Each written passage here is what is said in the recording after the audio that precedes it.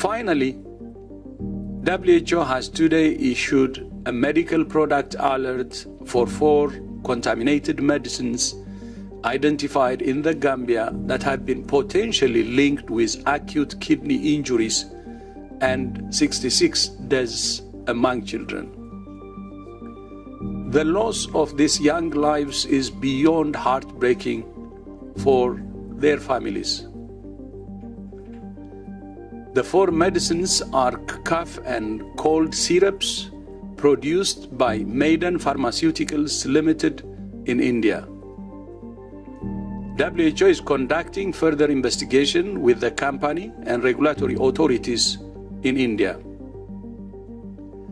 While the contaminated products have so far only been detected in the Gambia, they may have been distributed to other countries. WHO recommends all countries detect and remove these products from circulation to prevent further harm to patients.